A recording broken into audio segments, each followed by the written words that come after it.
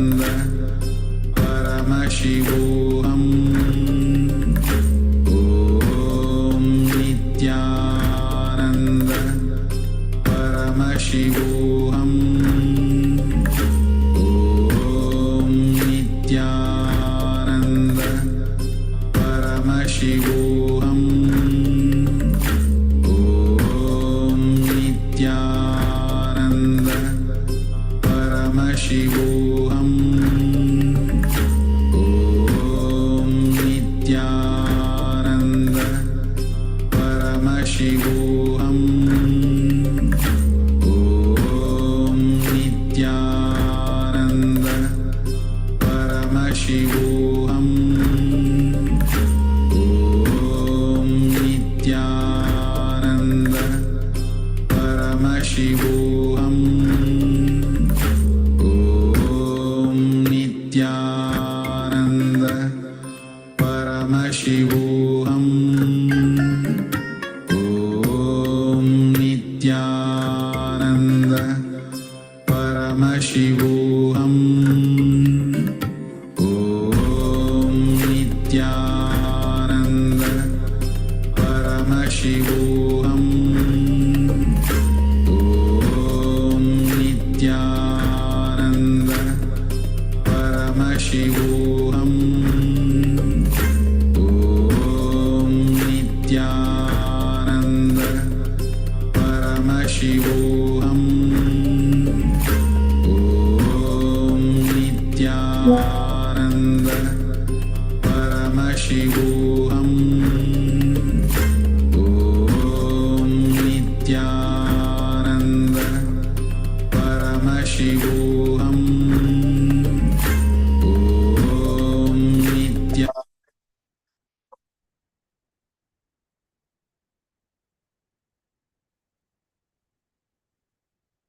Yes, now can you all share what is your experience? Ma Lalita posted, rolled to the left as I commanded. Wonderful, Ma. Others also quickly post. So we are going to enter into one meditation.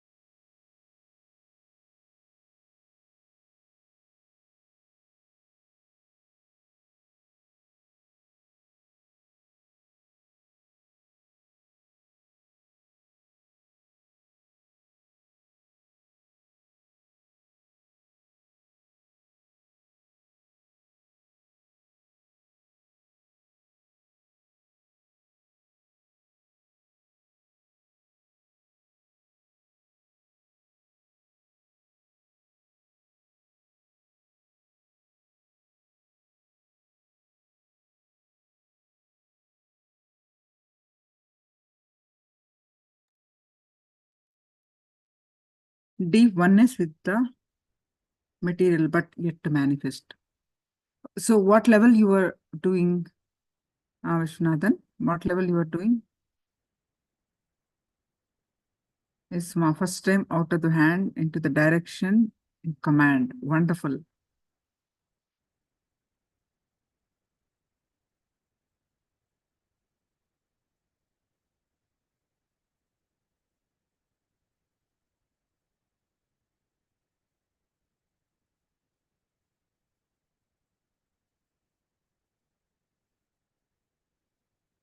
Now we're going to do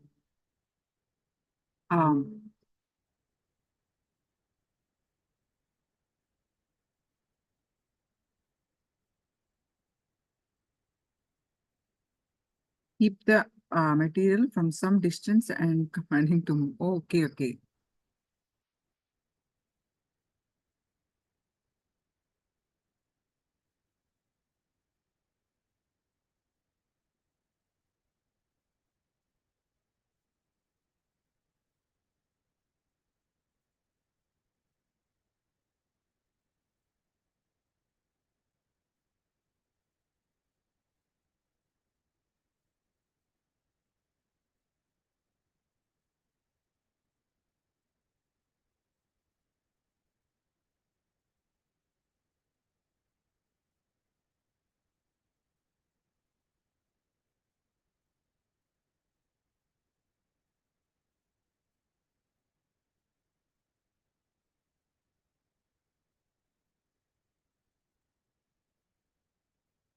So we're going to do a beautiful meditation now.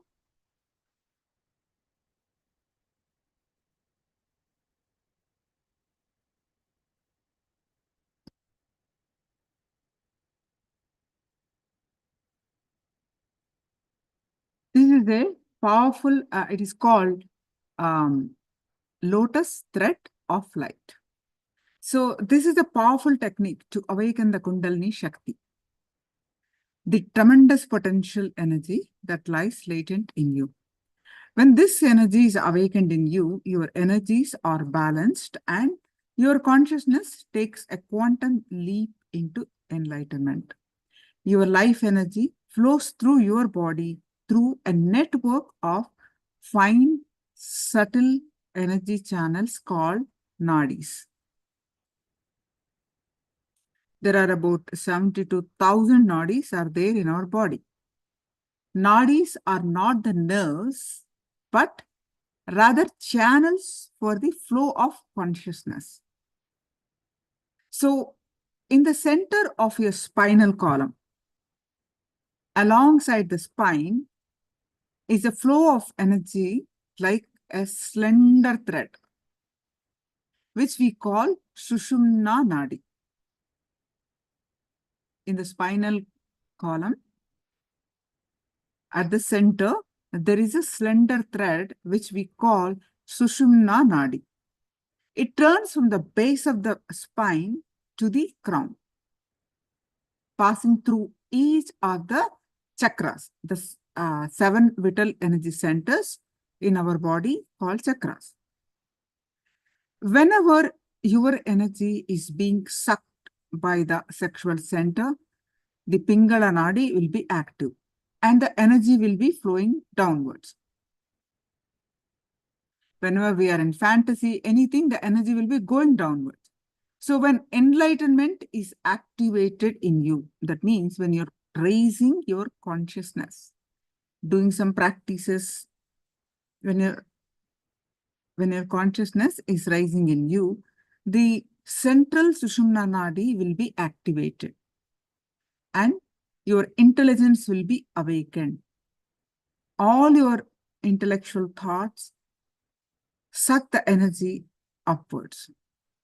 All your thoughts of comfort or pleasure suck the energy downwards. Now, you are going to put your energy in the Sushumna, the center, so that your enlightenment or intelligence is awakened. This technique awakens the non-mechanical parts of the brain. Since it is a physical technique, it is available to 80% of seekers. It is safer and easier when practiced in the presence of a living master. So understand, Swamiji's presence will be there in this session. Now, the duration is 21 minutes. And are you all ready? All right. So just listen to the instruction before we practice. Sit straight and close your eyes and let your spine be erect. Mentally scan your spine so that you will be able to visualize it easily.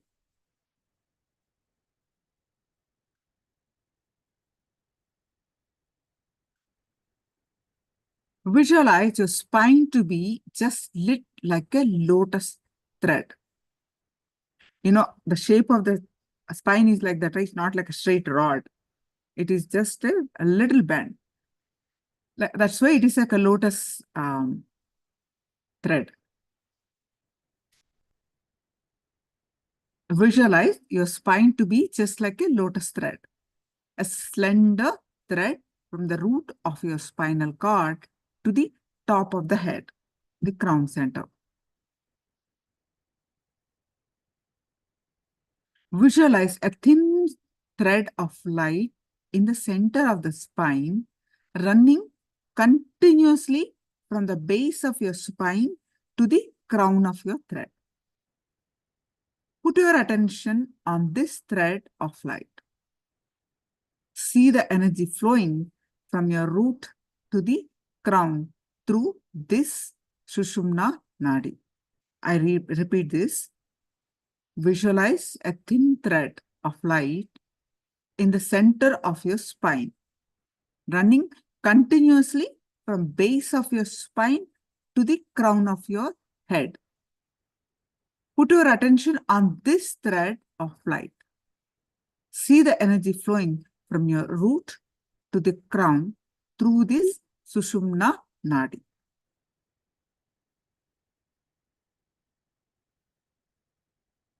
Let your whole awareness be centered on your Sushumna Nadi. Although it looks simple, this is a highly potent technique. When this single powerful visualization, you can awaken the energy of enlightenment in you. Try this technique for at least 21 minutes for 10 days. In just 10 days, you will experience intelligence, energy, enlightenment, awakening in you. All right, are you ready for it? Simple, very simple technique. Are the instructions clear? I hope all of you are understood, right? Okay. Any questions? Do let me know. Are you all ready to do? Okay, let's start. I'm going to play a music. Get ready. I request all of you to tie your eyes with eyeband so that your complete awareness will be on, what you are meditating upon.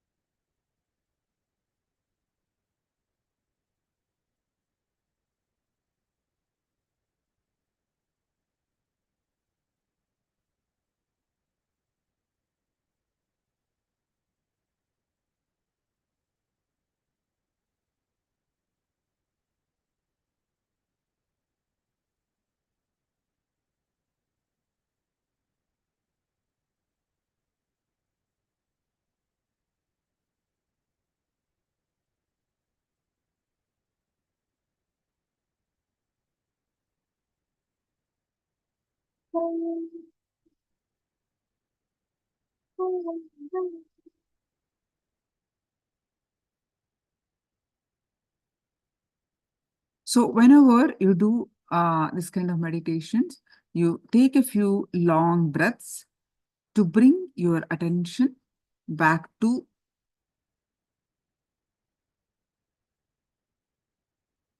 no, I project the instructions. Is that fine, or you want the instructions in the chat?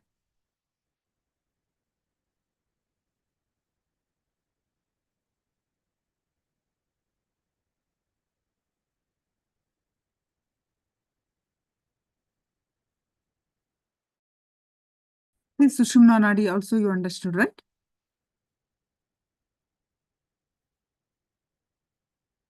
Yeah, I had to play the music, so that's why I unselected the slides. Let's get ready.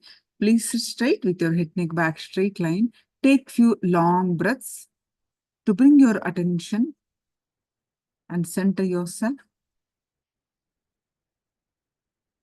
Unclutch from any thoughts.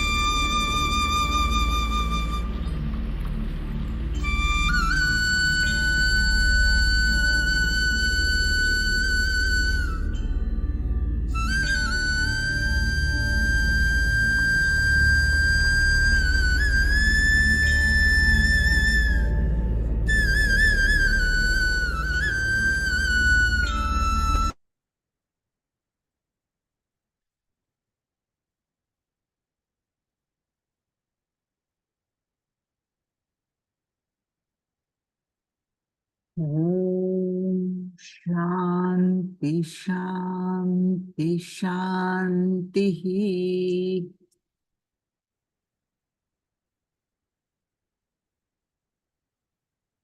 All of you, please open your eyes slowly.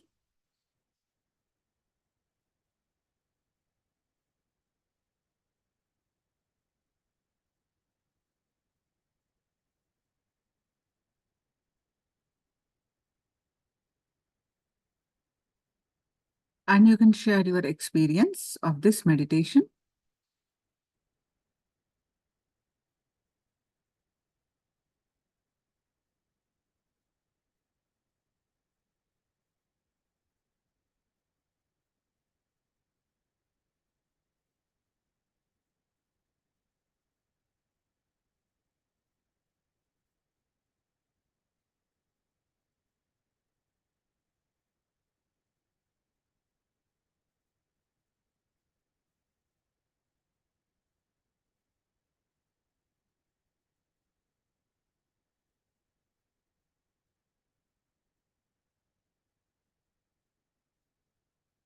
Goosebumps, Sangeeta.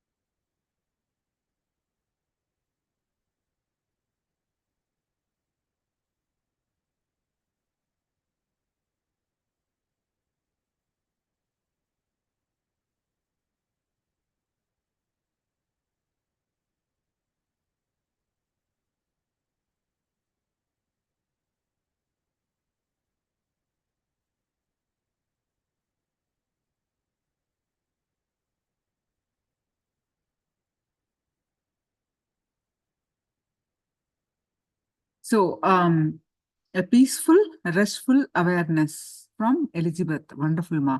And Vishwanathan says, felt when I'm visualizing to bend the spine, my body also bending at the same posture.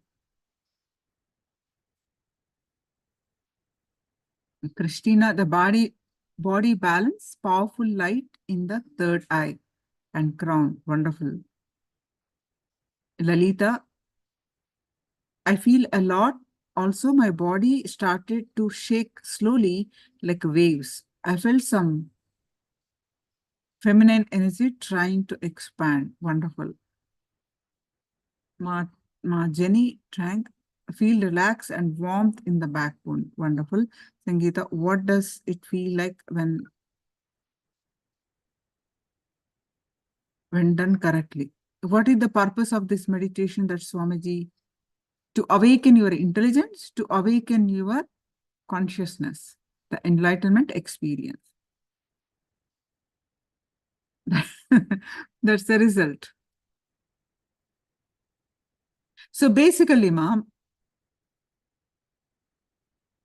see, this is a practice to raise our consciousness, right? To raise our energy towards our Sahasrara.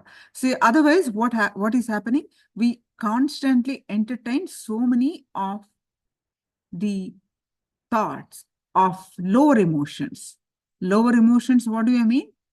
Of fantasies, of fears, the lower chakras. How many of you, oh, you have not done the 7 chakra?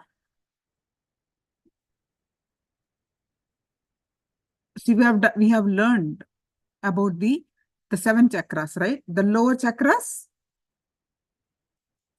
all the emotions we have learned. Emotions are attached to the 7 chakras. I'll just go over quickly. See, the root center, the fantasy, and the greed, and the spleen center, the 2 inches below the root center. The root center is base of the spine, and 2 inches above is the spleen center, Swadhisthana in Sanskrit. So that one is associated with fear. Then associated means what? When you go through fear, this chakra gets locked.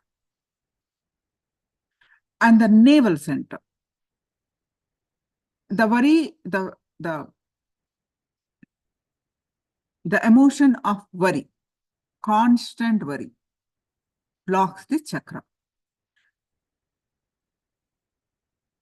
And the heart center, which is near the heart, attention need, constantly feeling like nobody loves me, constantly seeking for attention,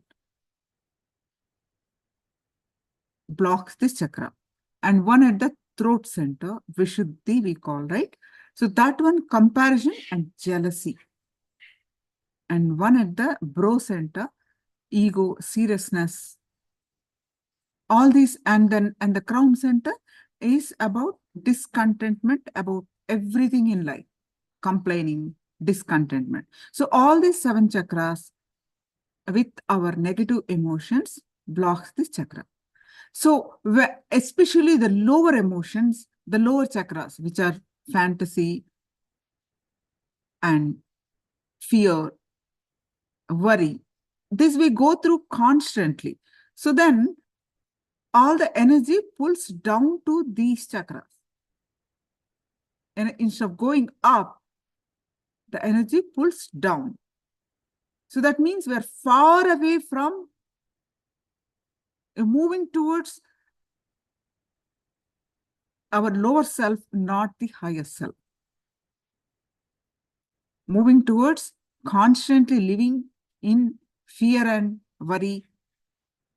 Because these chakras gets locked, because we entertain these emotions, these chakras gets locked. And on the top, because these chakras gets locked, we get more of these emotions. So it's like a vicious circle. We go through constantly. Then when do we become our highest self? We're stuck there. Imagine living a life of constant fear, constant worry. That's what we are doing to ourselves unknowingly.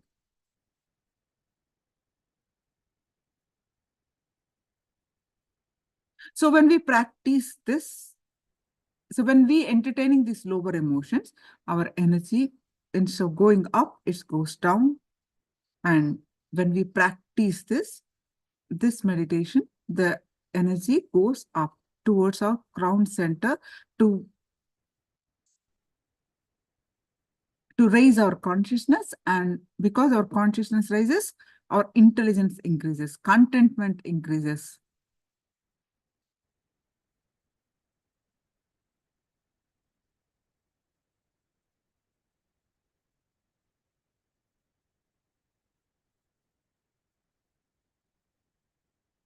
Seema,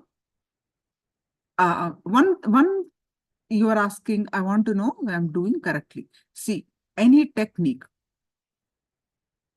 if you're not feeling discomfort, see, not like you don't have patience to sit, that is your mind created thing. But any technique which practice correctly, you will feel it intuitively blissful. You will feel what is the guidance, purpose, intent that we are practicing. You will start feeling it. If you're not feeling it, listen to the instructions again before doing the meditation again. Is it clear, ma, Sangeeta? The only way you know is how you feel it. How do you know whether you're doing the meditation correctly is how are you getting the result? Then read it again. Read the instructions again. Listen to again. Then do it. This is what is called sadhana. So Vishwanathan, this is what is called tapas. Constantly aligning ourselves to what we are set out and practicing with patience. Again and again and again, aligning with awareness, not getting lost, not getting angry that, oh, I've been doing this, but why did I not get the result? With what intensity you did?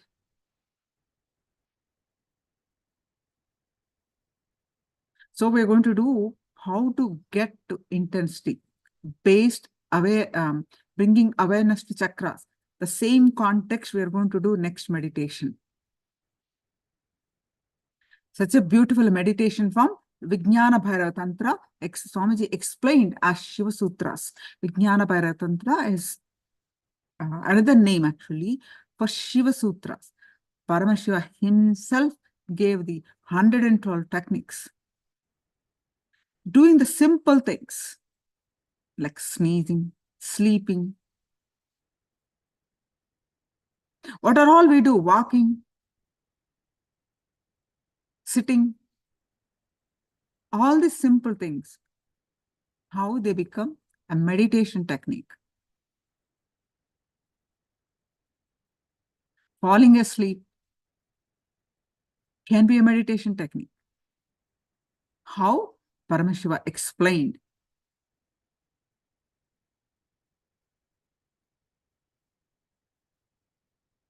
So now, let's learn more about the Dhyana Spurana, and we're going to enter into the same, the same context that we are talking about, that we are going to do the meditation.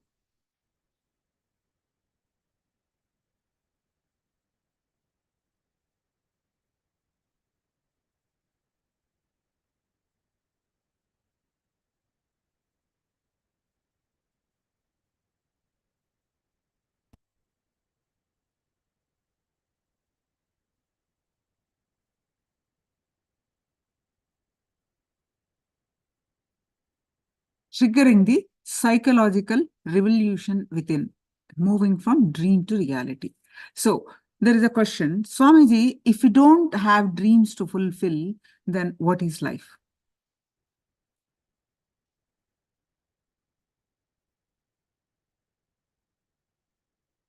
Understand, this is one of the worst lies taught to you. Just because your schools, your universities, your society can't teach you how to experience the superconsciousness state, they teach you the daydreaming state. Please don't compromise. Please don't waste your life daydreaming. Don't miss the truth, the reality. Just for your daydreams, live your life with superconsciousness vision, not with dreams.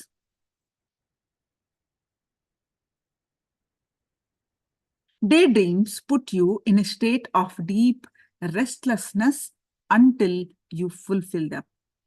But after they are fulfilled, all you will experience is emptiness. When you function out of the state of thoughtless awareness, whenever a vision or desire rises, you are also empowered with the clarity necessary to fulfill it. You are shown the direction, and after fulfilling the vision, you experience a deep satisfaction.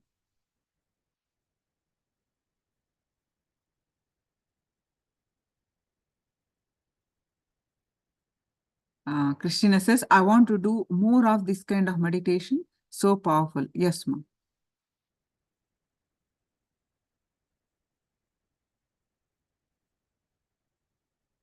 Finally, we are going to learn end of the day doing meditation once in a while to life in meditation to meditation is life. Whole life, how we can be in a meditative state. That's what we are going to carry forward at the end of the day today.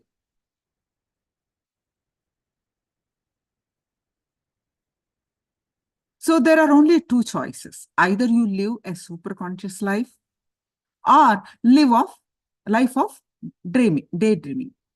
If you are not living a superconscious life, be sure you are just living with your daydreams. But there is a great fear. If I stop dreaming, how will I plan my life? How will I know what is my next step should be? What will I do with my time? Your mind has convinced you that you can't run your life without it. Just like a worker who first convinces his boss that he is indispensable and then uses this idea to exploit his boss. Your mind has convinced you that you cannot take single decision without it. Please be very clear. When you plan, you are not limited by what you already know. When you plan, you can only expand your vision to the limit of the known. All you can do is reproduce the past into the future. So what does it mean, reproduce the past into the future? Whatever you were living, you try to live in the future also, because that is what you know. Because thinking about the same thing and expecting the same result, making the future as a default future, default past. That is what Swamiji mentioning, reproduce the past into the future. You are actually limiting your growth by planning. When you trust your vision, your intuition and work, you tap into limitless potential. Have the courage to live spontaneously, with the spontaneous revelations happening in your life every moment.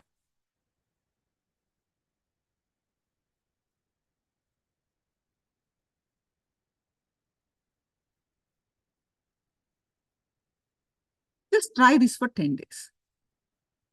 Your whole life can't be taken away from you. In 10 days, if everything you have can be taken away from you,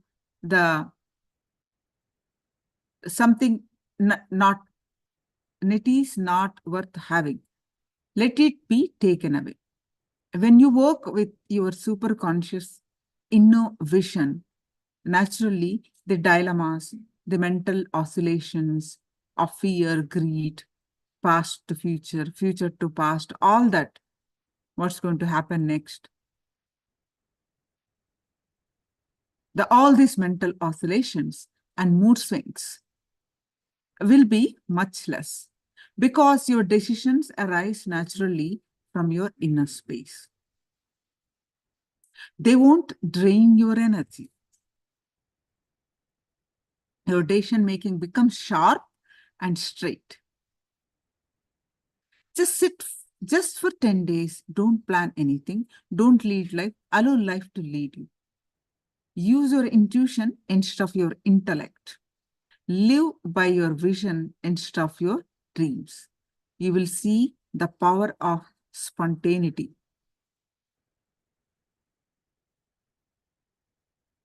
Now, we first do the meditation on how to add intensity in what we do. So let's do this meditation technique. I'm 100% sure you all will like this. This is what exactly we are discussing. This is the technique to give you the intensity. Mahadeva says, consider your essence as light rays rising from center to center, up the vertebra. So the rises livingness in you. Understand the importance of this technique. I have added the same part in our Nithya Dhyana. the technique which I am offering, in that this will be the third part. Third part will be this part.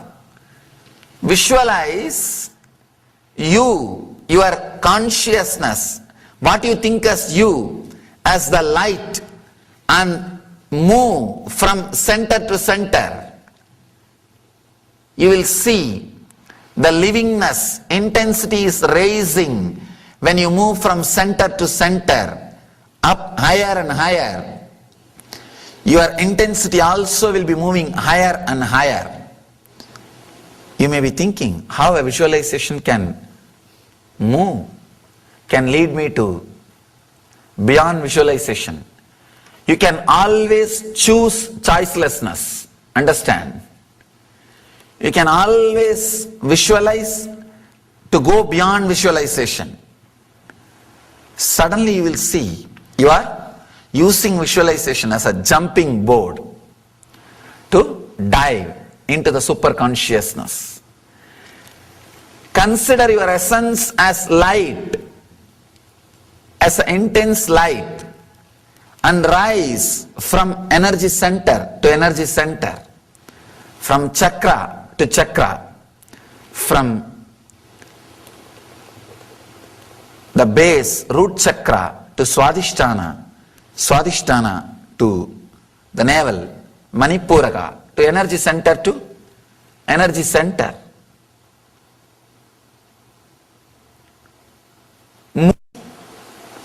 Mahadeva says, and so rises livingness in you. Livingness means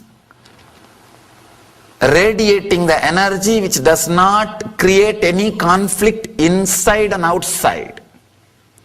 That is what I mean by the word livingness, intensity.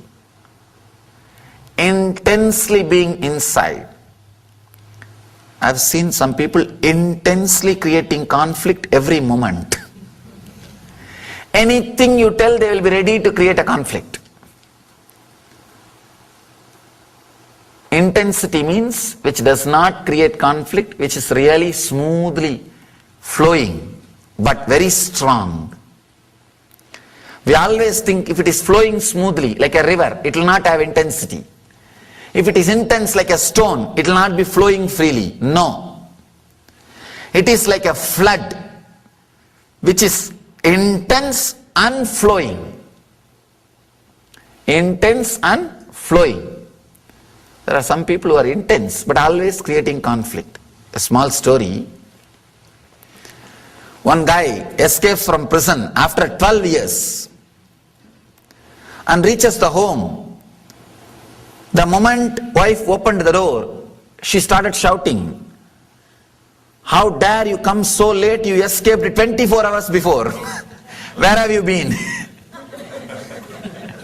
You should have come straight back to home."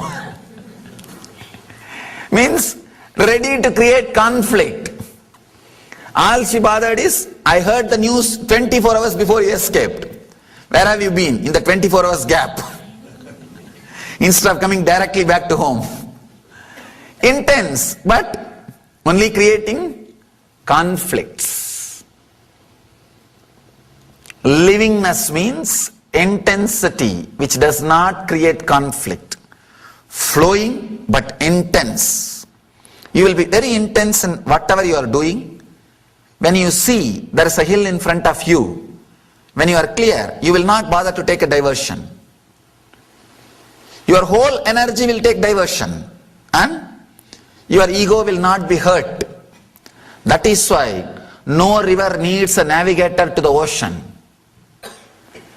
If your ego is hurt, you will become a lake and you need a navigator to the ocean.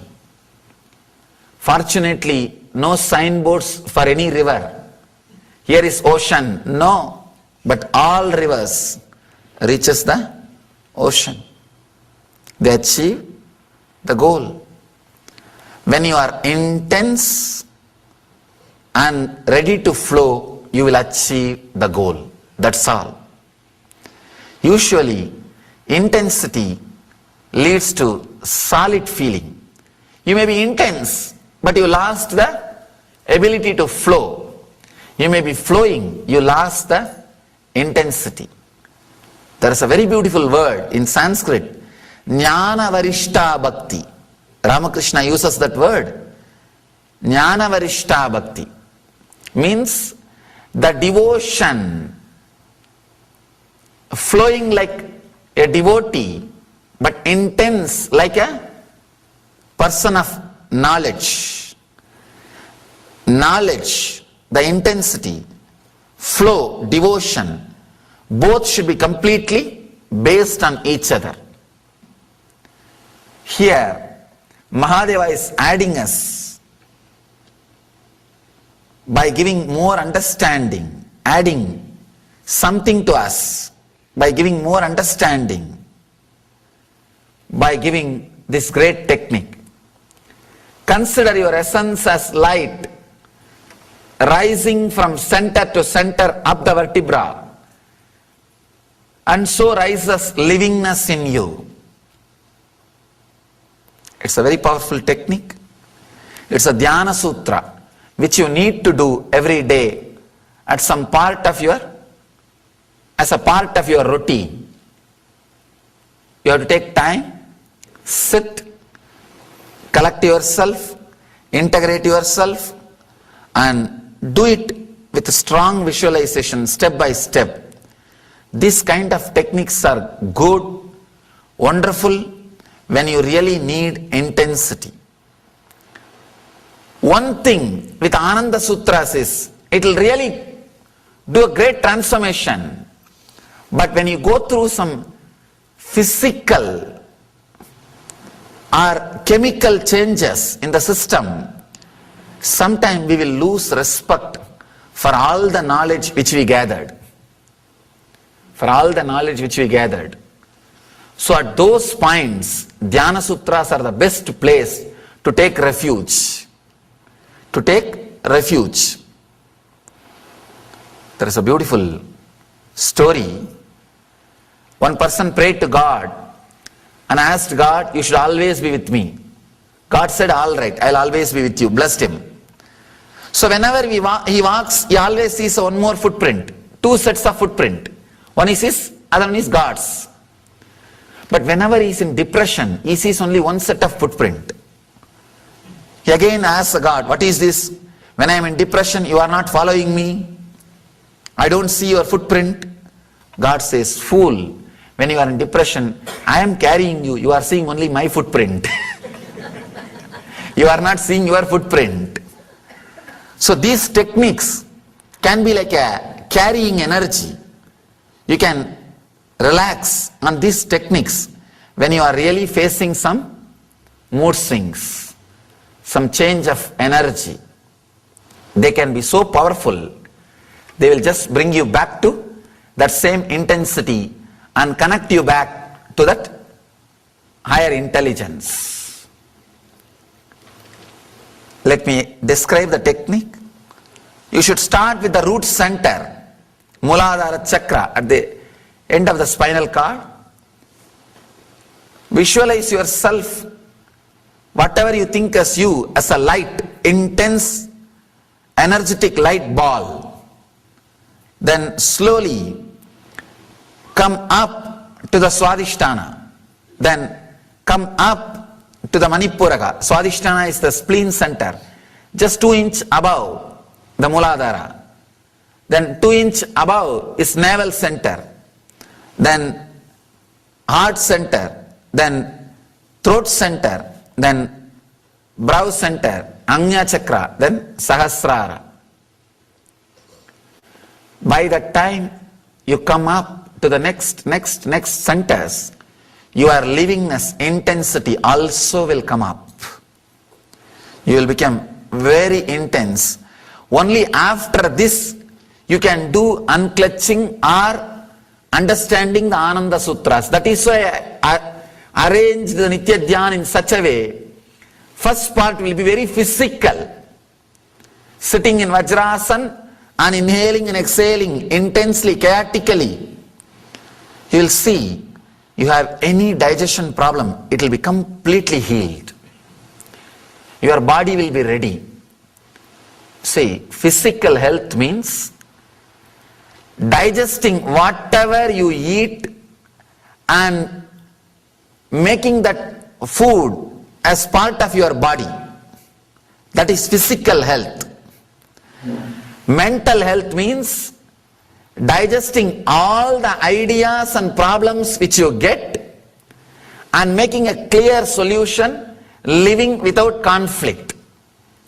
Spiritual health means receiving all the great teachings and energy which you receive, digesting it and living a liberated life.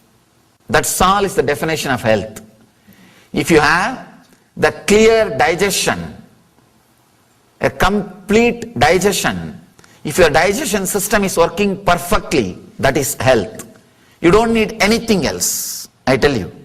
Nothing else is required. If your digestion system is perfect, you don't even need food, because the system will be so intelligent, it will take the energy directly from the ether. If your digestion system is perfect, you may need very less food or no food. One of my great inspiration on Naga Baba, a naked saint who lived in Uttarkashi. I had the fortune of living around him for 6 months. I have told many stories about him, especially him converting the copper coin into gold coin. It was very funny story, how he lives and how he lived. Never had a food. I asked him once, at least that 6 months I saw him, I never seen him eating or drinking. I asked him, Master, please teach me the science. He said, your digestion system has to be healed. It has to be cleaned. I said, what do you mean by it?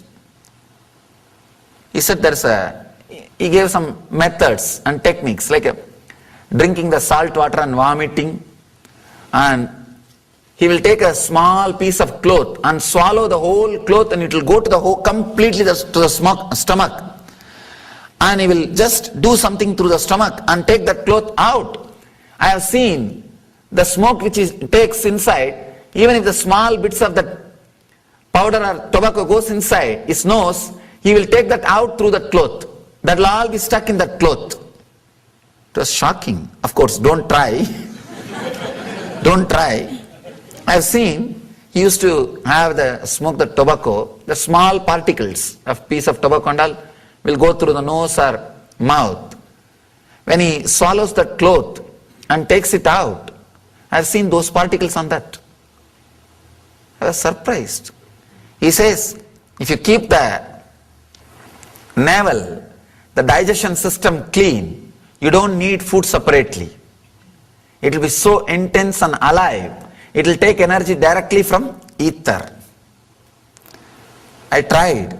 Actually, my intake has reduced drastically after I tried to work with those techniques. This technique will create a healthy, heightened emotional awareness. And the last part, you will be ready for unclutching and rest into the heightened spiritual consciousness, the choiceless awareness. And we end with the connecting and relaxing, resting into the whole cosmic energy. Now, let's enter into this technique, which will raise your awareness and livingness to the peak. Please close your eyes and sit straight.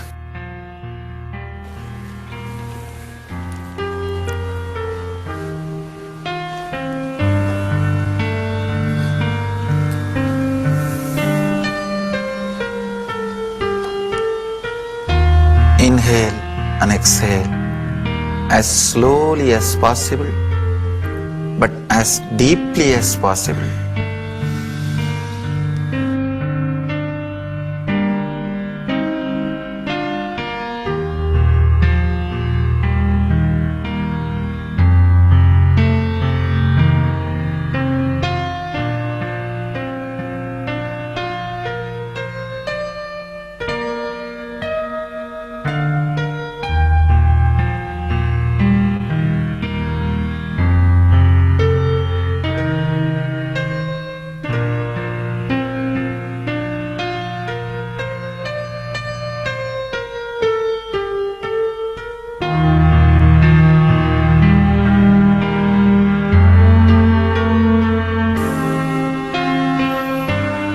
Visualize yourself as a light in the root center, at the root of the spinal cord.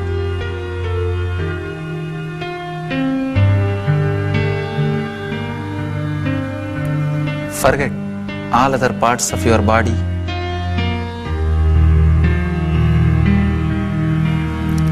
Forget everything. Just be the light.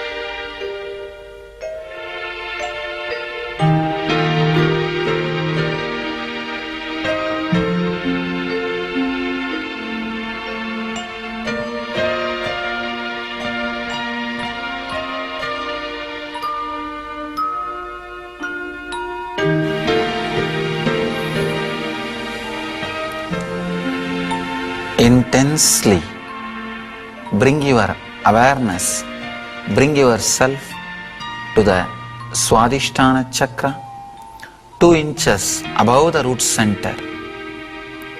Be there, be in Swadhisthana intensely.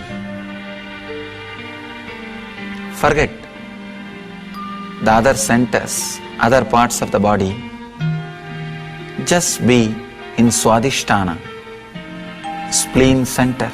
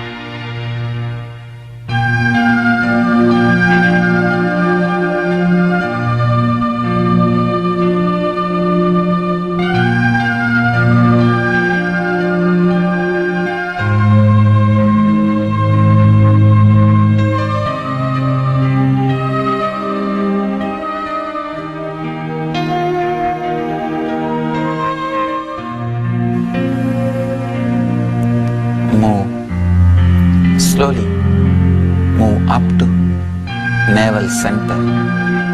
Now be intensely present in the navel center. Let your livingness be in the navel center.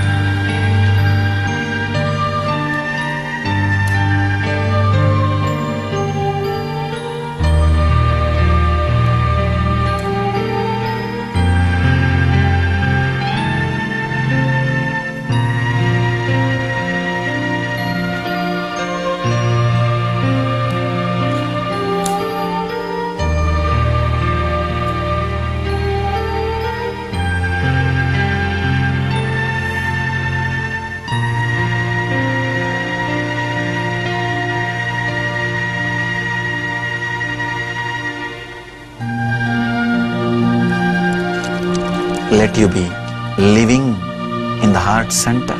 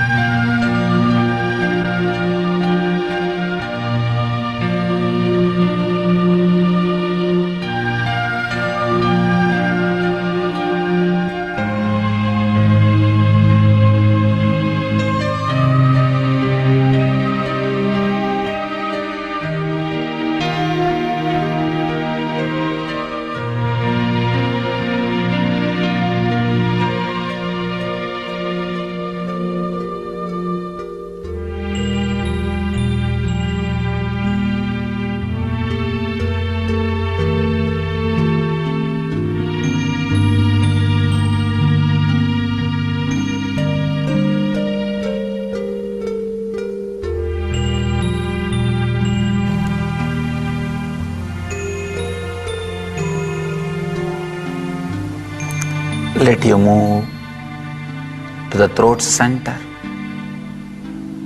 Let you be living intensely now in the throat center.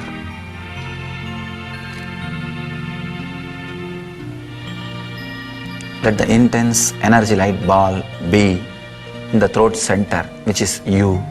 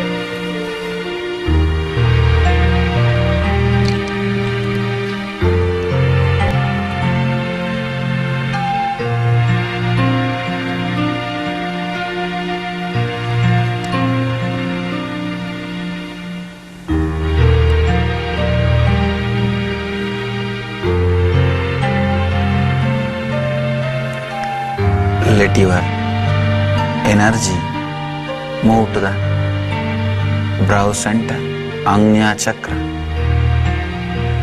Let you be centered on the third eye, Agnya Chakra.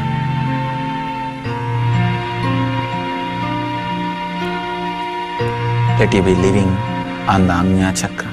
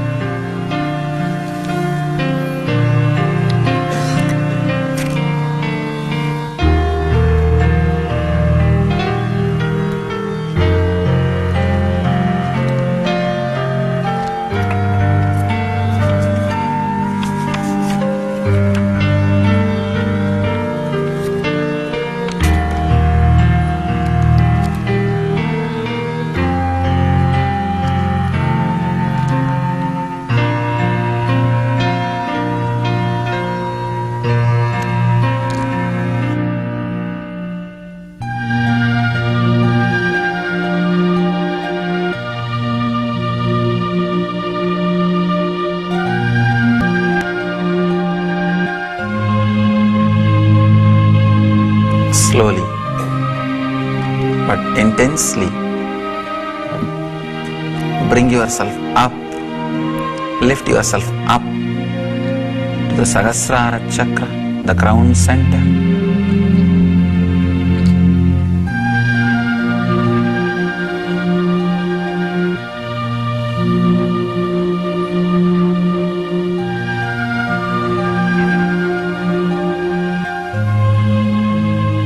Let you be intensely present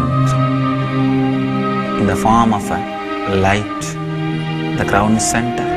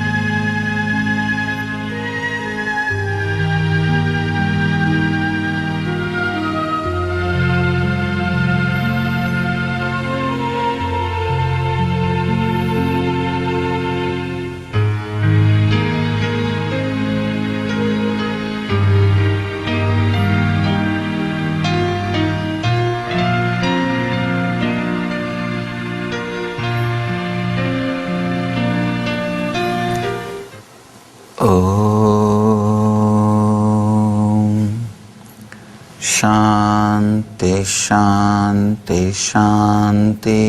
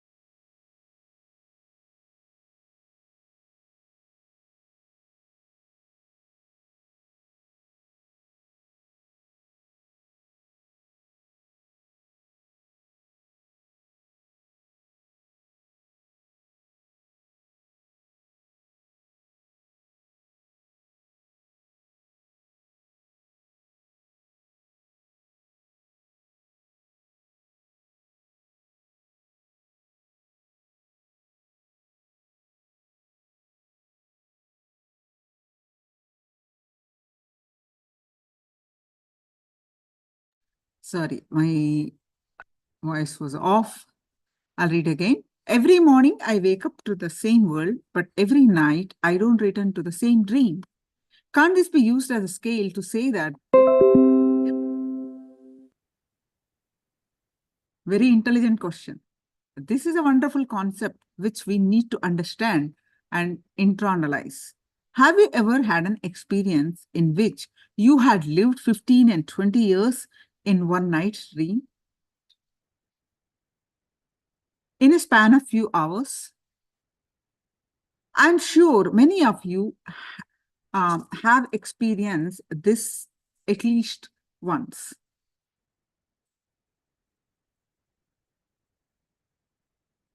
The dream may start from your college days and move slowly, step by step, move on to your marriage and you're having a son, your son's marriage, and so on. In this way, you live many years of your life in just one night dream. Am I right?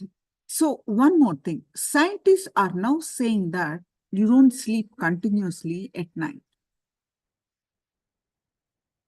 You spend maximum of 30 minutes in deep sleep state. Then you go to the dream state and go through some dreams. So again, you fall asleep, spend about half an hour in the deep sleep state, and you come back the dream state. In this way, you keep moving from dream state to the deep sleep state and back.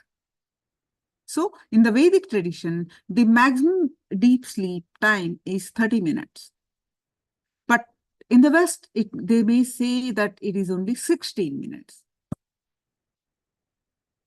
So for one night's dream is actually a series of separate episodes. In the first episode, you see your dream, you are in college. And the second episode, you come back to the dream state after you spell of deep sleep. You see, you are getting married. And the third episode, when you re-enter the dream state, you see you have a son. Maybe in the fourth episode, you see your son getting married. So an important thing you need to understand here, in these different episodes, you do see the same world even in the dream state. Am I right? So you do see the same world in the dream state.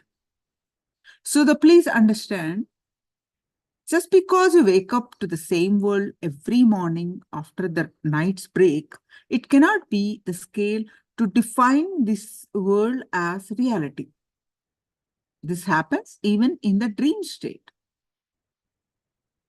Sometimes people ask me, Swamiji, I'm not the only one seeing this world. All the people living around me are also seeing this world in the same way. So how can you say it is a dream? Understand, it's a dream. If you are visiting a particular city along with your family, your dream family will naturally see the same city as you are seeing. So because they are also projections of your mind.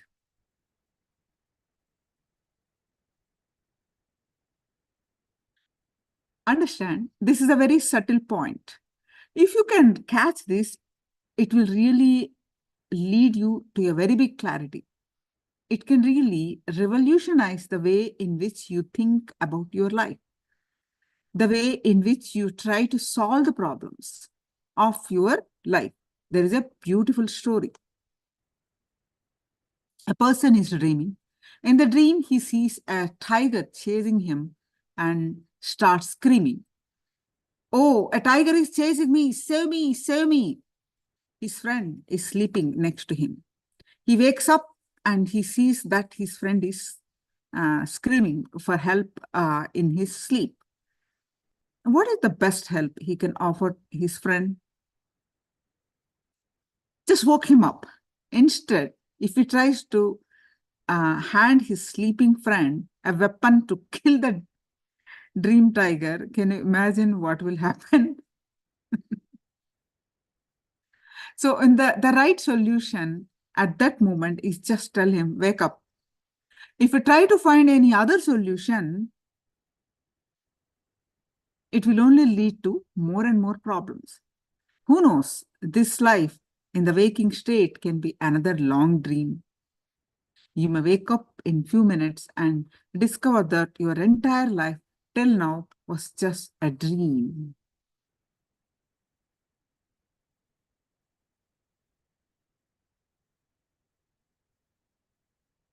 So when you realize this possibility that what you call life can be one more long dream, naturally you will turn much of your attention and awareness to the center, to the consciousness. I can say this is the first step in spirituality. This is the first step towards psychological revolution. Again and again, our sufferings are giving us a clear statement. We are holding on to emptiness. All our suffering is nothing but a clear statement from reality. You are not living with reality. The ultimate truth is the stuff out which your dream world is made is the same stuff out of which this waking world also made. If your attention is centered on the stuff, naturally the inner healing cannot happen. If your attention is equally distributed on the consciousness and the stuff, that is what I call healthy life, balanced life. You will have physical health, mental health, and a vibrant life. If your attention is totally centered on the consciousness, that is what I call Jivan Mukti, or living enlightenment. Simply understanding that this whole world is one more dream brings a tremendous inner healing to you, whether you are facing a big difficulty or depression in life. If you realize very clearly, consciously, that this whole thing is a dream, you will simply relax and the inner healing starts happening in you. That inner healing is what I call meditation. That restful awareness which happens in you is what I call Satori, the first glimpse of Samadhi. If enlightenment means waking up from the world dream, why do so many enlightened masters display Siddhi? Meaning the powers, manifesting powers. Are these powers not expressed in the material world? First thing, all Siddha may not be enlightened, and all enlightened masters may not display the Siddhis. When a person gets enlightened, he wakes up from the dream of the world, then he has a choice to consciously re-enter the dream and play as he wishes. Let me explain. Did you ever have an experience when your dream, you suddenly become aware, yes, I am dreaming. And because of that awareness, you would have been able to change some of the dream scenes as you wished for about 2 or 3 seconds. Understand? For a few moments after you become aware that you were dreaming, you would have been able to move few things around in your dream as you wish. But if the awareness increases further, suddenly you will be awakened.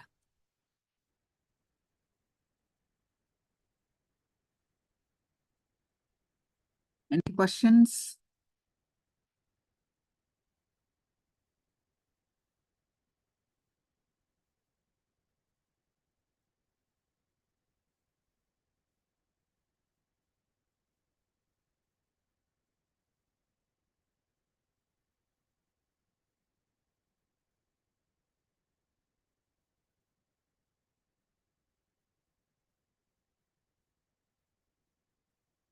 Now, any meditation, okay, so some questions.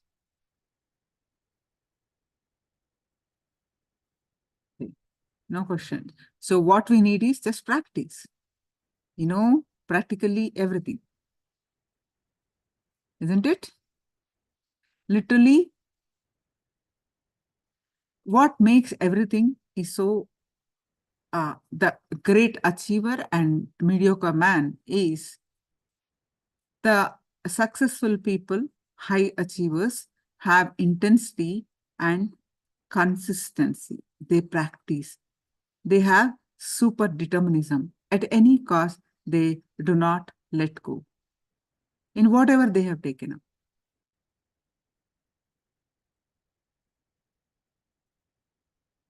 They don't give reasons why they cannot do it. They face the difficulties. They have only one option left. How do I solve this? How do I convert this problem into power? So, this is what happened to all the, literally everyone who has achieved, everyone means literally millions have achieved the enlightenment in the ancient India. At least 1,000 years back, this was the system where everyone starts work for, everyone live for the highest purpose, that is to realize their divine self. They seek the Guru, they be with the Guru, they live their family life, but they have a family Guru who guides them what they need to do. Do you heard about family gurus? Family has gurus. They guide the traditional gurus. They know the gurus also, their family guides them. They know the family's difficulties, their temperaments, and they guide them to move to their ultimate purpose.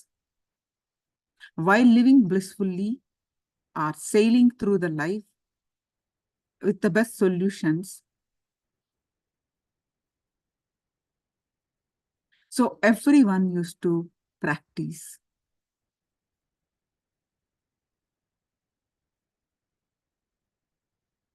The spiritual truths. Whether it's a form of dance, which leads to, again, enlightenment. Whether it's form of music, again, it's only to sing the glory of divine. Whether it's a dance form, art form, music, all the arts are existed only to sing the glory of the divine, which led them to, that means throughout the art, they are thinking of only divine. That becomes a meditation. The deity worship. When you do the alankarana means the decoration. You cannot, alankarana is not decoration actually, this is wrong choice of word. Alankarana means alankarana. So how you do the getting ready of the deity beautifully, so that our eyes are cherishing the deity's beauty, and while your eyes are stuck with the deity's beauty, and where the deity's energy enter into you, there is a beautiful science. So everything was a lifelong practice. Whether it's a Stapadi who carved the temple deity. How many of you heard about Ram Mandir? Everyone, if you are in India, you must have definitely heard about Ram Mandir inauguration, re-inauguration, right? So after decades of, centuries of fight, after destruction, it is consecrated, and where a new Ram deity, the baby Ram, consecrated. The person who carved that deity, who that person, that traditionally they were carving that deity. It is not like some learned skill. It is this one generation, but generations it is coming. Meaning, what does it mean? Since childhood, that child sees his father doing it, his grandfather doing it, what he sees, and he starts practice when he is kid. Nothing, no distraction. So by the time he's become a young man, he learned the art, he expert in that one. So since childhood, it's a practice like a play, like a, like a life. And that is his meditation that lead them to his spiritual growth. So that practice, the power of practice existed since birth. We lost all that. So now let's listen. See, all these techniques. See, you have learned so many techniques. You've been during this program, right? So many techniques you've been doing. Some Swamiji is saying daily. Some cleansing techniques once in a while you do. So pick up one or two meditation techniques which to be done daily and practice. Don't quit in between. Just practice, practice, practice, unclutching, anything. If you get stuck, again revisit the same concept. You listen, you get more powerful clicks, again start practicing. So we will listen because we are been learning. But until you put it into your daily practice, the permanent transformation is not there, isn't it? You learn, oh good, all that beautiful sharings you have been posting, right? But will it last? No. If you don't put consistent practice, feel good for some days, but after that it will not last. Unless you learn, understand, and put it into practice. With super determinism. That is what is tapas. That is what many sages, everyone did in the olden days. To produce all the best things, to be highly successful in every aspect. It's not just like that did not happen. What they learned, they put it in practice. Does it make sense?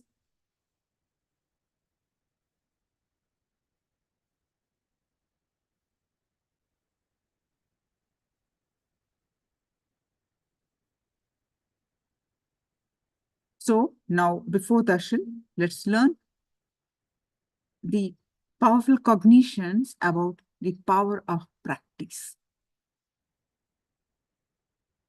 With practice, what you develop? Super determinism and vice versa. Isn't it? Otherwise, you'll forget. Trust me, I've been seeing in my personal life, in everyone's life, unless you realign again and again and again, it won't last. Our mind takes over. So the power of practice.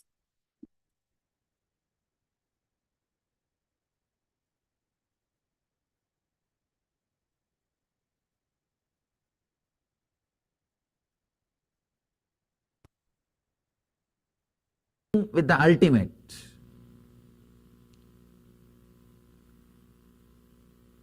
In Bhagavad Gita, each chapter is called as yogam, means each chapter can independently lead you to enlightenment. So he talks about 18 different paths. When Krishna delivered Bhagavad Gita, whatever major paths were available for enlightenment, he has compiled everything and presented it in one book. 18 major paths for enlightenment. It describes. And leads people to enlightenment through various ways. That is why each chapter is called one yoga. Here, Patanjali, the amazing intellect happened in the inner science.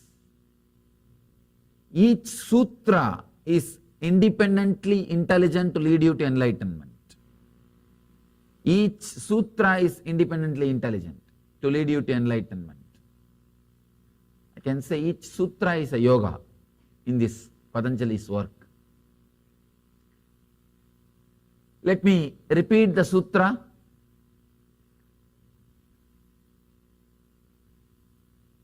Satu dirgha kala nairantarya satkara sevita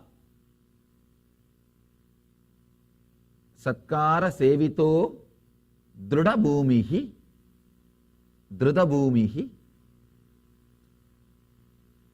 sadudirka kala nairantarya satkara sevita druda bhumihi, committed an intense practice of unclutching makes one firmly established in a higher state of awareness.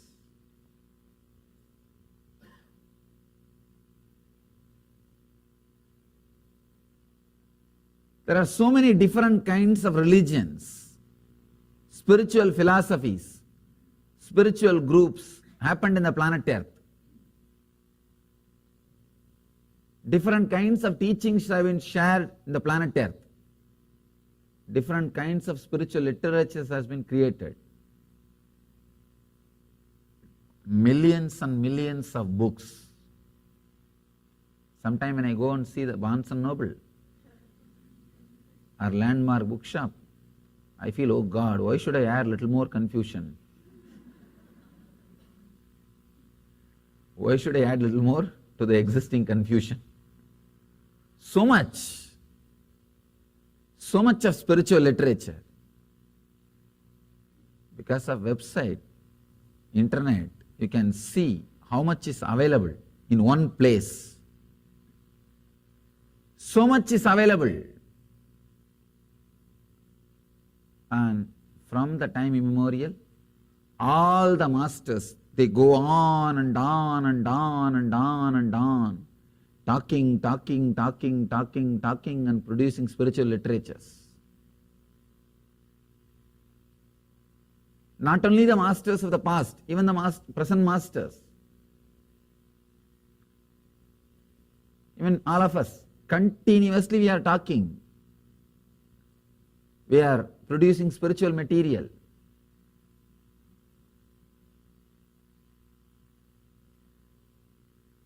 If I honestly look inside and see why I am talking, see, if I find out the reason why I am continuously talking every day and sharing, I can easily tell the reason why Buddha was talking for 40 years. Buddha was teaching and preaching for 40 years every day.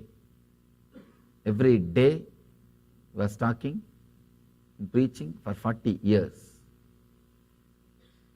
And all other masters happened. Shankara, he was writing.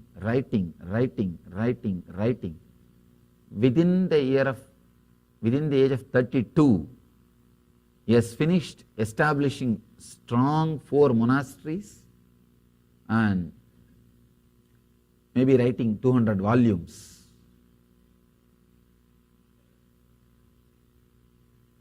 If I look inside and find out the reason why I am talking and writing,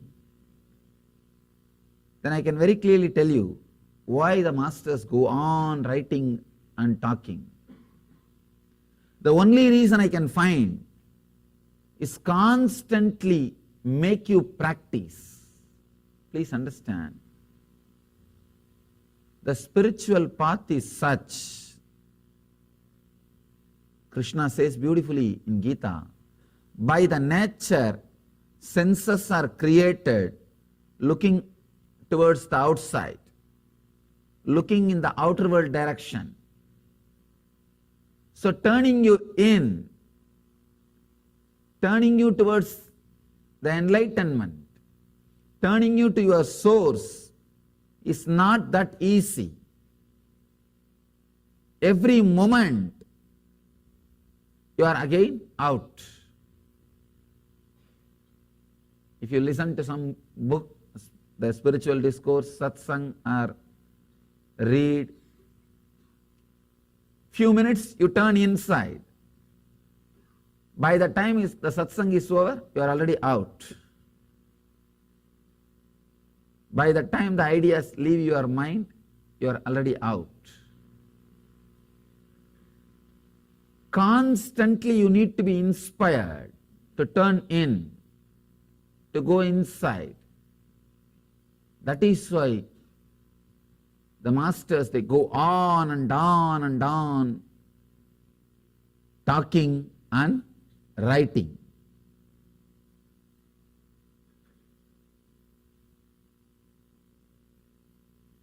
Last 6 years, I have spoken more than 5,000 hours. More than 500 volumes are already transcribed.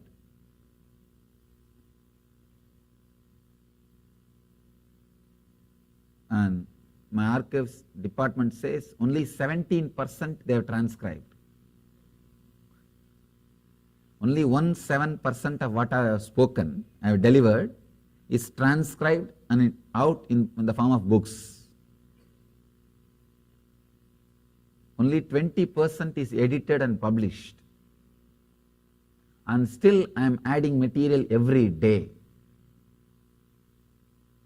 Sometimes I wonder why. Then I realize continuously human beings need to be told, look in, look in, look in, look in, look in. Turn in, turn in, turn in, turn in. With various words, with various techniques, with various jokes, with various stories, in different forms, constantly human beings need to be reminded. Human beings need to be told, look in, turn in, live enlightenment. That is the reason all the spiritual masters and leaders, they go on and on and on.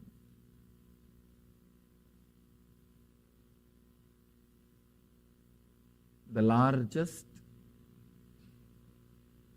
spiritual literature in the planet Earth exists in Sanskrit language.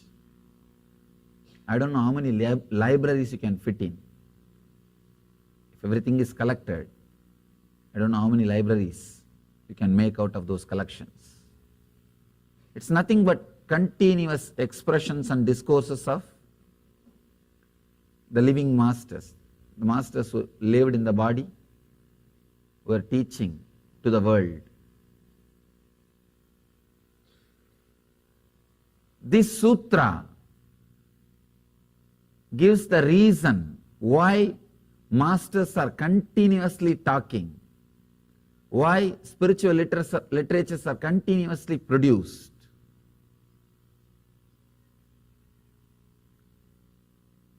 This sutra is all about constantly inspiring you, constantly practicing. See, if I have to give the essence of all the spiritual literatures,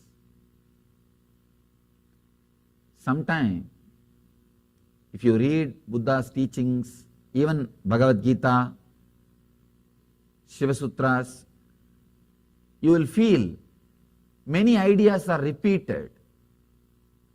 Many ideas are repeated. Even in my discourse, people come and tell me sometimes, Swamiji, you are saying the same idea. I am telling the same because you are not listening.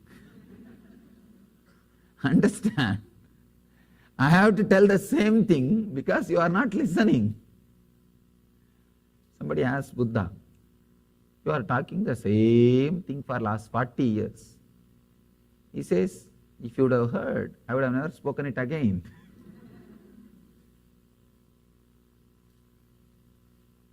The truth is only one thing, but constantly it is told again and again and again and again through different ways, through different methods, in different languages, with a different understanding. If I had to give the essence of everything, what Buddha taught, what Shankara taught, what Krishna taught, what Jesus taught, what Muhammad taught, what Zarathustra taught, what all these great masters taught, the essence of everything, why they have to continuously repeat again and again and again. The essence, the reason for that continuous repetition is this one sutra. Please understand, Patanjali is the only master who is not repeating the same ideas again and again. Because in this one sutra he says very clearly why things should be repeated. Very clearly explains why things should be repeated. After that he says, now I respect your intelligence, I am not going to repeat anymore. The reason for repetition is we forget. We forget. Why again and again all the masters go on and on and on repeating the same thing? This one sutra, if this one sutra is understood, you will understand why the masters are repeating the same thing again and again. Sometimes same words again and again, without feeling bored. That is the greatness of them. That is the greatness.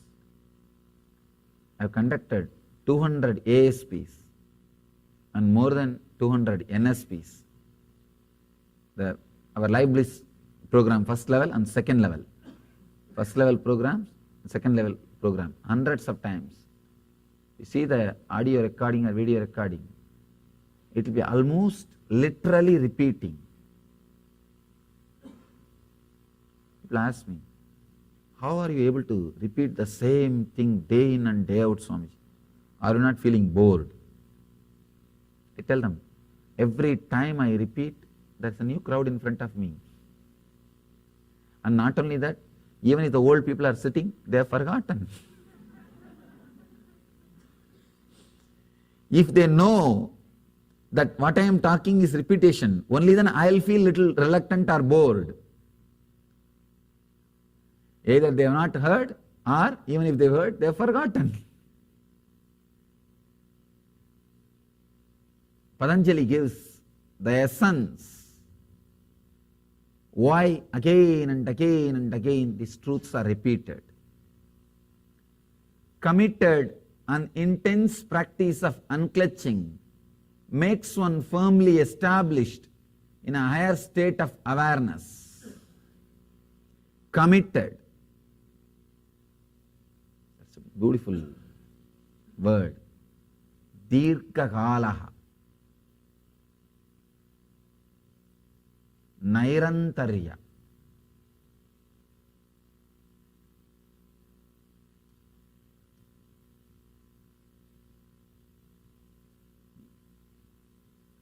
Dirghakalaha. The literal translation is long time. But Patanjali doesn't mean to say that you should go on and on and on practicing. Sometimes people come and ask me, the word long time practice almost seems to be like a word used to cheat us. It's like you give a technique and you tell him practice forever. It can be like cheating. I'll be blowing my nose every day for 35 years. By the time I come back and ask you, you will not be there. People ask me, is it not like cheating? Please understand, here Patanjali is not interested in cheating you. No. When he uses the word long time, he wants you just to be mentally strong, that's all. Even if it is long time, I am ready to do. That strength.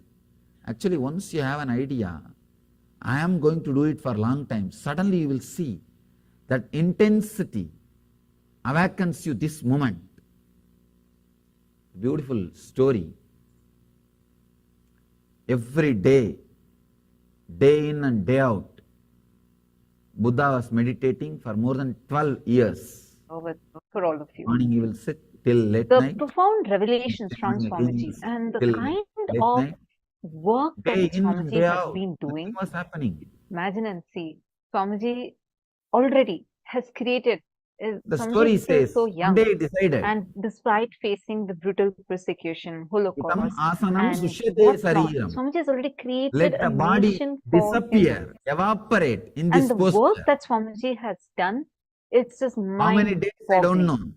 How long I don't know. When we are I'm going taking to this work that Swamiji has till done, the I contribution that achieve Swamiji has been enlightenment. doing to global I am forum, not going to be bothered people are just amazed. about the time. And the global leaders, I am ready to sit influencers, dirghakalaha. Please understand they that word feel like dirghakala means what Swamiji has not done, just KAILASA, long time. has a solution for all the problems. Deciding And like forever. this, we have encountered Buddha many decides. prominent leaders I am who going to are sit very inspired by what forever. Swamiji's work, what Swamiji is teaching, the that Time is Swamiji has after given. all psychological.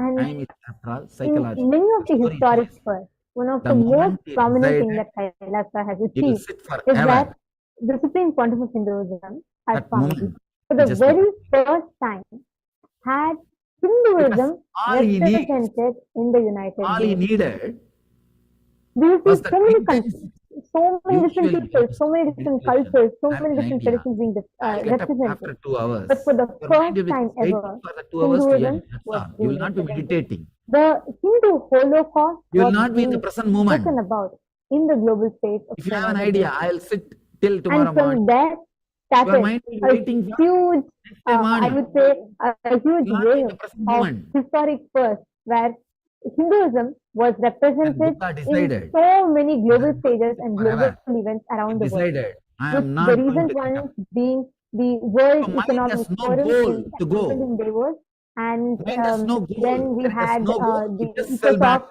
to the event, present moment the and become ECOSOC, enlightened. the UNESCO event that Here, happened, the Patanjali ECOSOC says, committee dirghakalaha. that happened. So each Long event, time. the global That is event what that he happened means. around the world, Decide. Kailasa Going to do is it represented, forever. and Kailasa, which Then suddenly is you will see representing the 2 billion fall of us into the present Hindus, moment. is being represented around Time the world. is And after all here we psychological. are today to share with you all about Kailasa in Patanjali Davos, knows our in the mind, World Economic how Forum. our mind thinks, We have how our mind people functions. there Let's and see. who actually were there and experienced Sit this for the meditation. right now, joining with us. That And half an hour that will is look what this almost panel like is 10 going to be days for us. about. One of the most important things here, right? Swamiji always says, Kailasa stands for Hindu, empowering Hindus to understand about Hinduism, taking the best solutions from tradition. Hinduism and offering it to the world. Time is calculated And Swamiji's as the gap vision, between one the thought and the enormous, other the thought. That is magnanimity the of work jhana, one that is unit. going behind this vision, In our and tradition, we the don't have feats that Swamiji has already achieved in this. the For physical example, time. this time Vedic we had tradition. Hindu women More representing importance was given Hinduism in the World Economic Forum. psychological time, not What to the a chronological powerful time. way Swamiji is empowering each of us Even as the Hindus. unit of And one of the time, most amazing parts for one me in unit this was is from every single not 1 person, one second, thing I heard, 1 jhana. everyone that attended the World The Economic jhana is Forum, one defined thing I heard as is, gap wow, between one it thought was and just another Swamiji thought. talking to us. And it was If you are a amazing to meditator, represent the 2 billion Hindus person living in a high awareness, in high its frequency, historic first. one The jhana Hinduism can has be been even represented 1 hour or by 2 the hours or Hindu 1 day women, for you. the delegates of Kailasa in the World If Economic you are Forum. living restless, This is such a huge step Because it is in these events that actually the global leaders convene. It is in these events that we have opinion makers, decision makers, policy makers actually convene and they discuss upon various things. And this is where the further future decisions are made. After time, there are various events like this that happen around the world. It is time that 2 billion of us Hindus are actually starting to be represented. We make a huge number of the population. Out of the 8 billion people on planet Earth, 2 billion are Hindus themselves. And such a vast majority of the population is being represented for the first time in important platforms. Hindus' voice are being heard. And this time, I should say, more than saying Kailasa in Davos, I should say Kailasa being celebrated in Davos, because the kind of experiences that each of the delegates from Kailasa have had, the kind of experiences that I heard each of them share was just phenomenal. And joining with us today, we have the entire team that was part of the preparation and it was part of attending the World Economic Forum event. And without further delay, we are here excited and happy to introduce and bring them, all of them, to share with us. Suddenly, after a few hours, you realize, few hours are gone. If you are sitting with somebody, boring, irritated, yes, every 2-3 minutes you will see a watch. But time is not moving. Time is psychological. If you are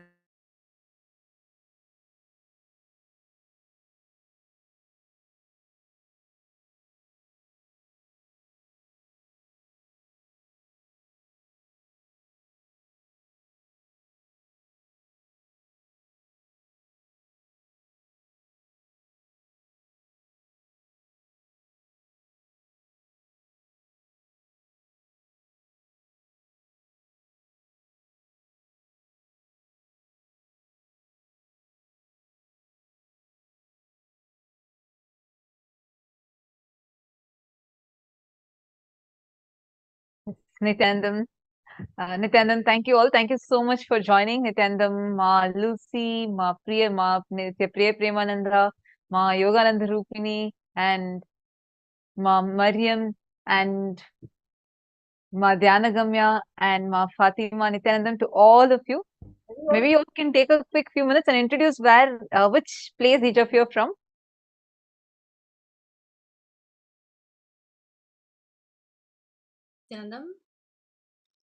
Nithyanandam. So my name is Priya Nithyananda and I'm coming from Slovenia. So right now I'm speaking with all of you from Slovenia, Europe.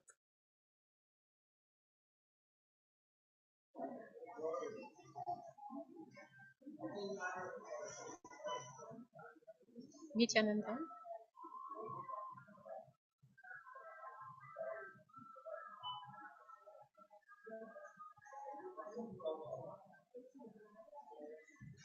Nithyanandam. My name is Ma Lucy. I'm from Toronto, Canada.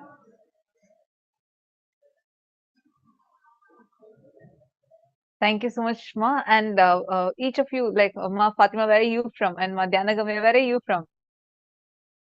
Nithyanandam. I'm Fatima. I live in Italy, Florence, but I'm originally Persian. Very nice, Ma. Well, Nithyanandam. My name is Manitya Dhyana. Sorry.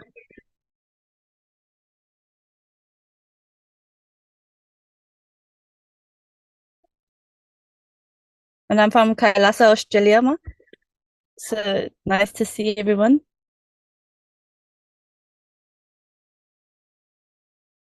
Nithyanandam, everyone, and I'm Yogananda Rupini, and I'm living in Switzerland. Nithyanandam. My name is Miriam, and I'm from KAILASA, Australia, Melbourne, originally from Iraq. Thank you. we can see with this team that's joined with us here today for the program for this segment, we can see that kind of people from various different walks of life. We have people from Italy, Canada, Australia, Iraq, and so many different places, so many different corners of the world. And every one of you were there representing Hinduism as a delegate of KAILASA at the World Economic Forum.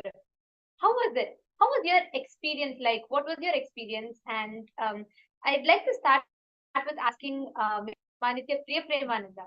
Would you like to share what do you think? What was your understanding, or how did you see KAILASA being at the West? What was your experience of just seeing the whole thing unfold? Thank you, Ma, for asking. So I was blessed to attend the World Economic Forum virtually during more than 200 sessions with nearly 3,000 world leaders attending. I had a strong feeling of just greatness that KAILASA is bringing as a contribution to all of these meetings, because leaders from all around the world, from the public, from the private sectors, from across generations gathered to show what all can be achieved by working together. And the presence of KAILASA there highlighted exactly that, how we can contribute, how we can change the world by cooperating and not operating. Because the principles of Sanatana Hindu Dharma has been enriching millions all over the world through the non-wavering work of the Supreme Pontiff of Hinduism. On the world stage of the World Economic Forum, this groundbreaking contribution has been not only seen, but it was also deeply respected by all with whom we had the opportunity to interact. For me, it was a great honor to be part of the history in making.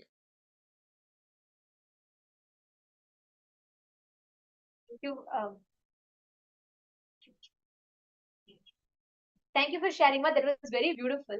And in addition, like you made a very important point, it was Sanatana Hindu Dharma that was being represented. The core principles, what Sanatana Hindu Dharma represents, Swamiji took that principles forward in the World Economic Forum, in the world stage. And what is important is today there are so many events at which the world leaders convene together. They discuss upon various principles, various aspects. And one of the most primary things being Hinduism has a solution for everything. Even in the field of economy, for the longest period of time, it is the Akhanda Bharata, the 56 Hindu nations that contributed to a whopping 64% of the global GDP. We were a big deal. We are a big deal. Hindus have the science.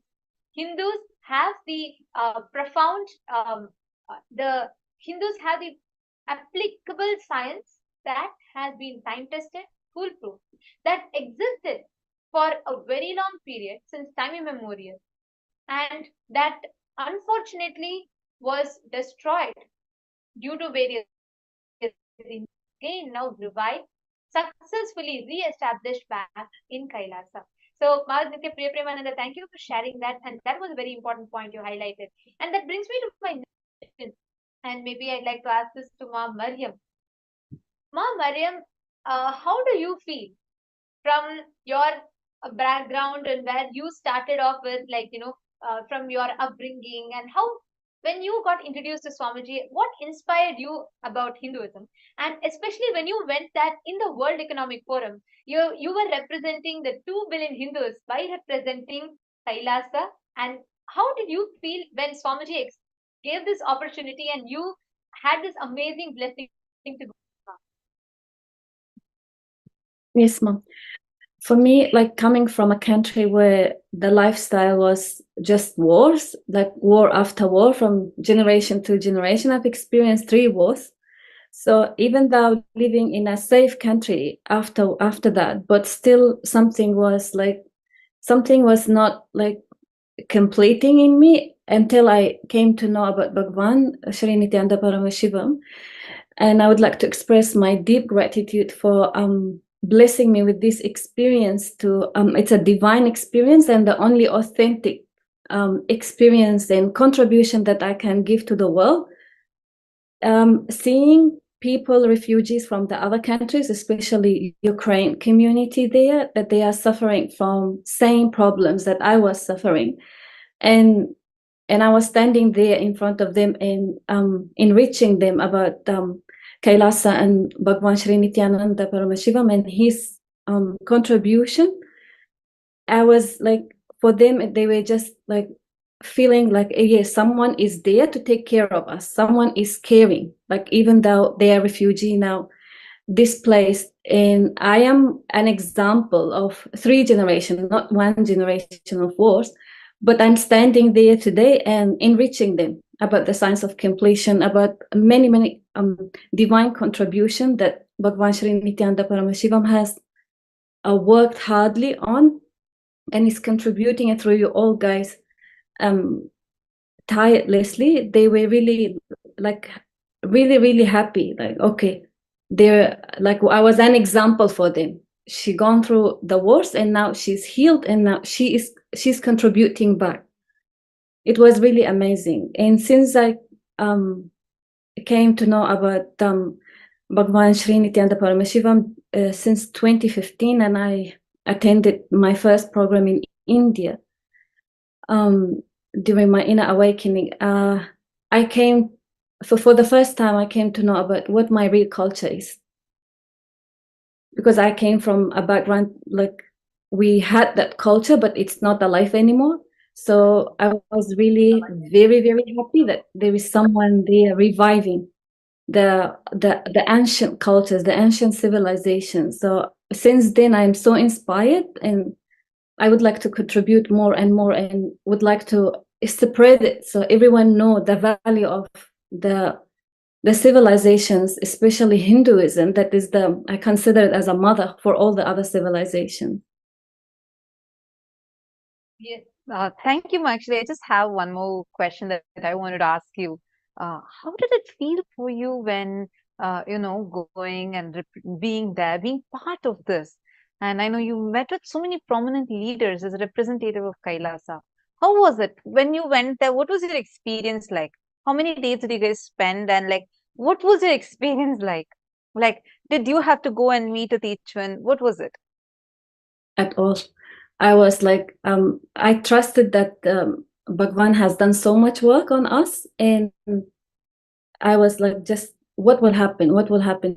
But the day that we arrived, I stayed there for 6 days. I was just like inspired so much about how people are getting attracted to us and asking us without us doing anything. We are too busy finding our next events, but they are just stopping us in the middle of the way, asking the question nicely and welcoming us in a very respectful way, and expressing their love and hugging, and especially the Indian from Hindu communities, like that they practice Hinduism Indian. They were really inspired by looking at us wearing our saris, and thanking us to bring the culture in the middle of such big events. And I was just like, how come? What is happening with these people that they're easily coming to us? We did not have time to go to people. People were approaching us for different questions. I think that was the energy of the darshan expressing through us. And for the leads that I met, like maybe in sharing about Kailasa in the first 10 minutes, they were really inspired, and they were asking, how can we move to the next step? How can we take this to our countries? How can we get benefits? There were many in education field, in politician as well. How can we move this to the next level? They were very inspired by it. I was not expecting it, especially in the Middle East. They were really welcoming it, and they were asking me to stay all day long in the events, and people lining up taking pictures. It was really amazing, really. Very beautiful. I think, like you said, nobody sees, people, firstly, even Hindus wearing saris to a global event nowadays. The very confidence that Hindus have on themselves, the inner image is so shaken and weak right now. And at this kind of an atmosphere and an ambience, here we had people from France, from Italy, from Australia, from all corners of the world, from so many different walks of life. And each of you went there wearing Rudrakshas, Basma, and wearing Swamiji's mala, carrying the United States of Kailasa book. that in itself is a huge thing. That in itself is a huge statement to make, right? So, like you said, Ma, everyone automatically come, even Hindus, any Hindus who happen to be there, even for them it's a big surprise to see people actually wearing, the Hindu attire with so much of confidence. It is only Swamiji that can, empower us and flow through us, empowering us to represent Hinduism with so much of confidence. And I remember when we were just discussing in just before the live, we were discussing, and Ma Mariam, I remember you said one statement. You said you just continuously felt like Swamiji was flowing through you, and he was talking, and only one experience you had was you felt so empowered, right?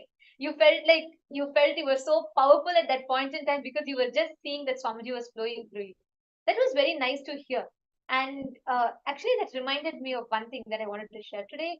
We all talk about equality, women empowerment, or we all talk about empowering people and confidence and so on. But actually, what Swamiji is doing is directly working on our inner image as Hindus, because we have the solutions. We have applied these science. We have been successful, and we are the mother, like Ma Mariam, you said, Hinduism is the mother of all the civilizations because we have been here since time immemorial. But the sciences that we have, Hindus themselves are not aware, let alone taking it to the world.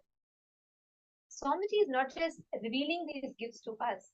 Swamiji is reaching this out to all the decision makers, opinion makers, to change lives, to transform people's lives such that they can experience the benefits. And that is why, Ma Mariam, you said that, so many people were so inspired listening to you. The state heads, the leaders from different countries were inspired listening to, the Hinduism. That actually brings me to the next question, and I'd like to ask this to Ma Yogananda Rupini, who was also there. Ma Yogananda Rupini, how was it for you when you actually went and met so many different people? What were the responses of people like? How was it for them to see Hinduism, and how was it for them to listen to about Kailasa's vision? What Swamiji is gifting to humanity through Kailasa? A little bit about that, Ma.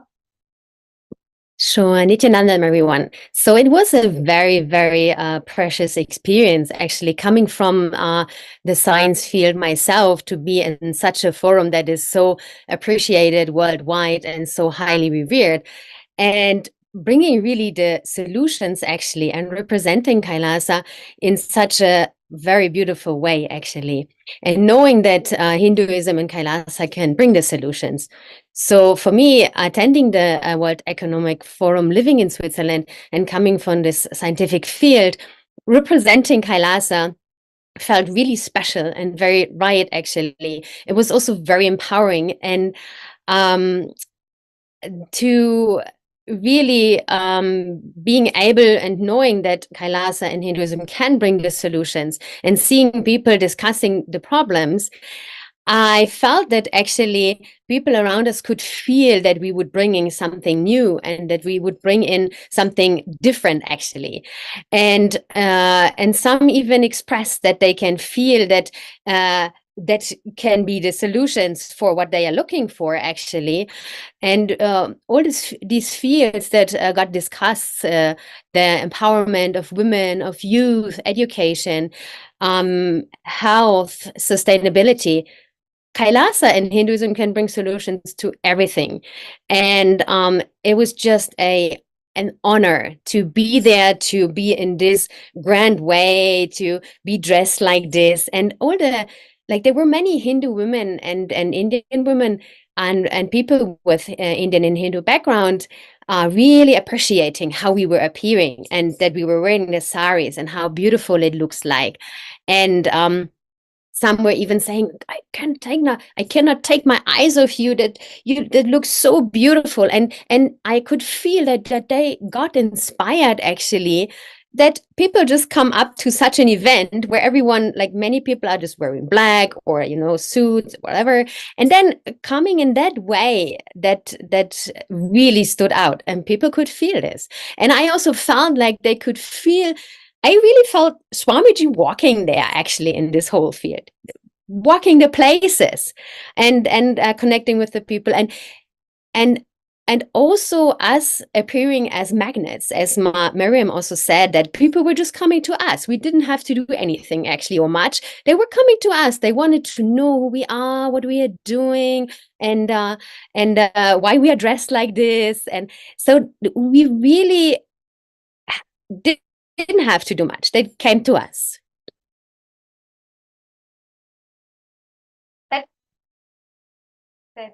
How people, or it was just Swamiji that was radiating that, and people automatically came and they wanted to know further about it.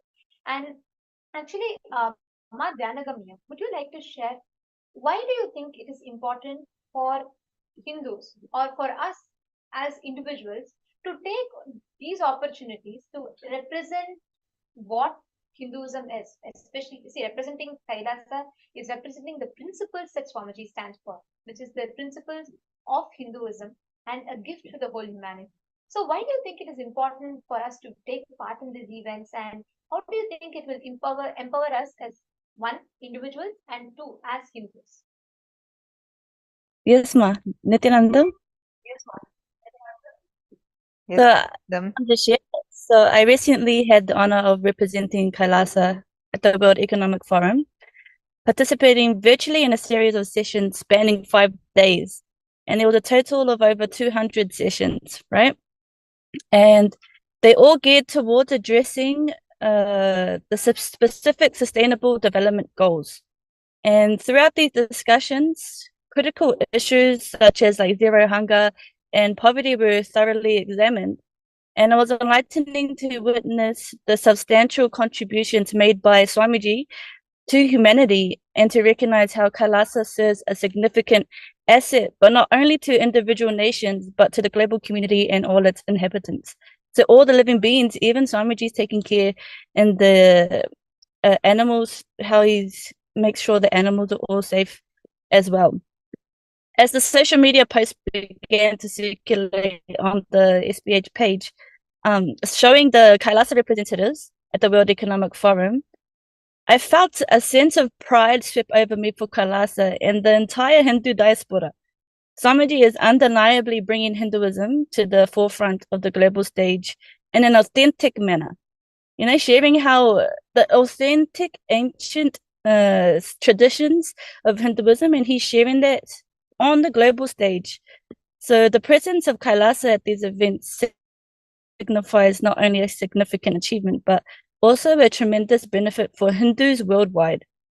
With Swamiji representing us, our voices are resonates on international platforms, and they gain recognition and influence. And I feel for those who feel inspired and they're super determined, as Swamiji's been speaking about yesterday, spoke about super determinism. This is an opportunity to represent Kailasa on the global stage and contribute to the mission and vision shared by our beloved Bhagawan Swamiji. Yes, ma'am.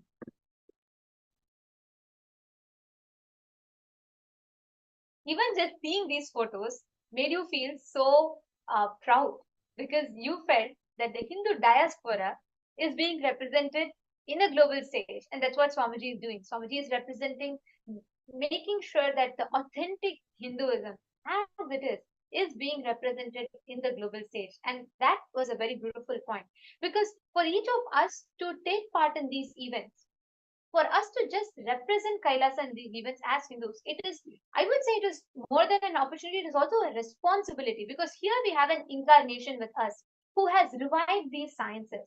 And the first thing I'd like to share in this, because in the back end, I also had the opportunity to just interact with you all through the process and just be a part of it. Working, and for me also, this is like a completely new experience, right? Like working, all of us working together for the first time, like we both got an opportunity to work and for coordinating this. It was a completely new experience. I remember Mariam saying that we just didn't even have to go and approach the leaders or the influencers. People, when they just saw us, especially walking with the United States of Kailasa book, seeing which just the sheer volume of it just shows the tremendous work that Swamiji has done. And when seeing just you guys going with that, people are coming and talking to you guys, and people want to know about Kailasa. People want to know about who Swamiji is. People want to know about what Swamiji has done. And that was a bit for me also, Dhyana Gamyama, just when you were sharing, I wanted to add to it, because even though we were not physically there, we had the opportunity to be a part of the process, just to see how each of you, were there and what was happening and so on. And at that time, there was one thing that I realized, like there are so many events that are happening out there where global leaders are looking for solutions. They want to know. They all discuss, come together, convene to find out solutions for various global issues. And what are those events if they do not have the solutions from Hinduism? Because we have time-tested science.